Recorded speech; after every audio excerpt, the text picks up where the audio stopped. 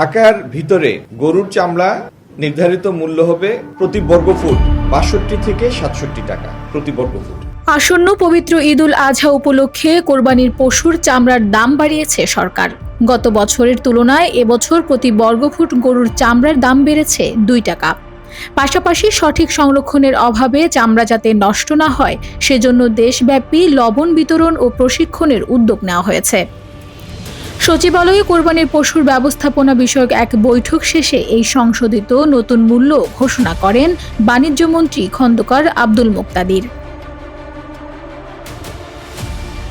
নতুন সিদ্ধান্ত অনুযায়ী এবছর ঢাকায় লবণযুক্ত গরুর চামড়া প্রতি বর্গফুট বিক্রি হবে ৬২ থেকে ৬৭ টাকা, আর ঢাকার বাইরে এর দাম নির্ধারণ করা হয়েছে ৫৭ থেকে ৬২ টাকা। গত বছর ঢাকায় এই দাম ছিল ৬০ থেকে ৬৫ টাকা, অর্থাৎ গরুর চামড়ার দাম প্রতি বর্গফুটে ২ টাকা করে বেড়েছে। এছাড়া সারা দেশে খাসির চামড়া ২৫ থেকে ৩০ টাকা এবং বকরির চামড়া ২২ থেকে ২৫ টাকা নির্ধারণ করা হয়েছে।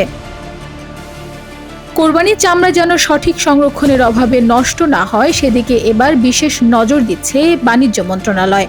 মাঠ পর্যায়ে চামড়া সংরক্ষণে জেলা ও উপজেলা প্রশাসনের মাধ্যমে লবণ বিতরণ করা হবে।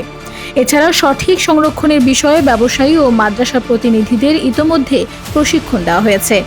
এসব প্রশিক্ষণ ও লবণ বিতরণে সরকারের ব্যয় হবে প্রায় ২০ কোটি টাকা।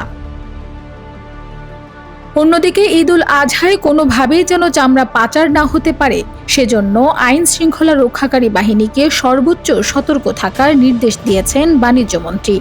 সরকার সমন্বিত প্রচেষ্টার মাধ্যমে দেশীয় চামড়া শিল্পকে শক্তিশালী করতে এই উদ্যোগগুলো গ্রহণ করেছে।